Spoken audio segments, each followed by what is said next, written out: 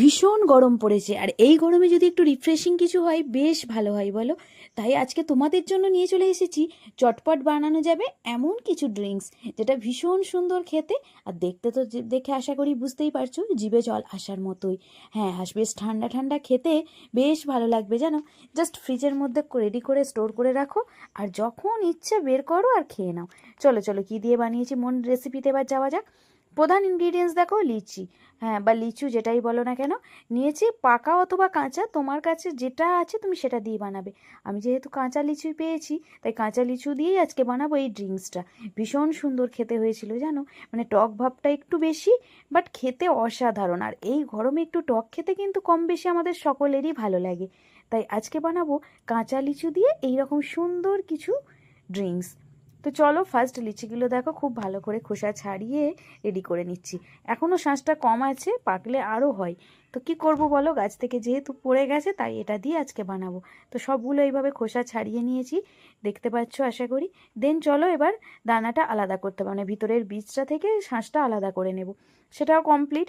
দেখো কতটা হয়েছে, অনেক, মানে একটা পুরো ডালই ভেঙে নষ্ট হয়ে গেছে।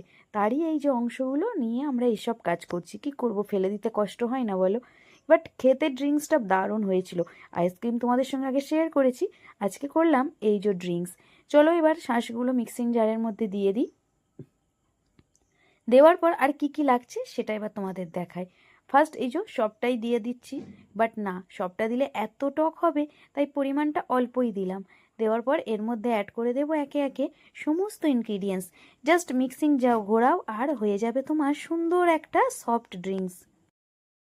এরপর একে একে দিয়ে দেবো স্বাদ মতো বিট লবণ। বিট নুনের একটা ফ্লেভার আসে, তাই বিট নুনটা ইউজ করার চেষ্টা করবে, না থাকলে বাড়িতে নর্মাল যে রান্নার নুন হয় সেটাও ইউজ করতে পারো। দেন এর মধ্যে অ্যাড করে দিলাম চিনি, স্বাদ অনুযায়ী চিনিটা ইউজ করবে। দিয়ে দিলাম গোলমরিচ গুঁড়ো, আর 2-4টে পুদিনার পাতা। পুদিনার পাতা একটা ফ্লেভার আনে, চাইলে দিতেও পারো, নইলে স্কিপ করবে, বাট নর্মাল ব্যাপার। এরপর দিয়ে দিলাম নর্মাল জল, দিয়ে জাস্ট একটা ব্লেন্ড করে নেব খুব ভালোভাবে। দিয়ে একটা ছাঁকুনি দিয়ে চেলেও নিতে পারো, অথবা জাস্ট এমনি তোমরা নিয়ে খেয়ে নিতে পারো। আর দিয়ে দিচ্ছি দেখো গ্লাসের মধ্যে একটু সামান্য এক স্লাইস লেবুর রস, মানে লেবু, আর একটু পুদিনা পাতা, যাতে একটা ওই লেবুর রসের ফ্লেভার আসে তার জন্য। আর একটু ডেকোরেশনও হবে, দেখতে ভীষণ ভালো লাগবে। দিয়ে দিচ্ছি কুচানো বরফ, মানে ঠান্ডা ঠান্ডা খেতে এই গরমে ভীষণ ভালো লাগবে, তাই দিয়ে দিলাম বরফ কুচানো। আর দিয়ে এবার উপর থেকে ওটা দিয়ে, দেখেছো কতটা ঘন হয়েছে, ভীষণ সুন্দর খেতে হয়েছিল জানো, দারুণ স্বাদ। আর দিয়ে দিচ্ছি সামান্য একটু জল, জলটা না মেশালে মানে এতটাই ঘন হয়েছে যে খেতে একদমই ভালো লাগছিল না, তাই একটু পাতলা করে নেওয়ার জন্য জল দিয়ে দিলাম। উপর থেকে দিয়ে দিলাম আবারও একটু চাট মশলা, যেটা খেতে আরও একটু সুন্দর ফ্লেভার আনবে। আর দিয়ে দিলাম একটা স্ট্র, আর একটু ডেকোরেশনের জন্য স্লাইস করা লেবুর রস, লেবু একটা স্লাইস, আর একটু পুদিনা পাতা। আর সাথে সুন্দর একটু কালারফুল হয় তার জন্য উপর থেকে একটু সামান্য দিয়ে দিলাম কেশর সিরাপ বা কেশরের ফ্লেভার আনার জন্য। দিয়ে দেখো ফাইনাল লুকটা দেখেছো, ভীষণ সুন্দর হয়েছিল জানো।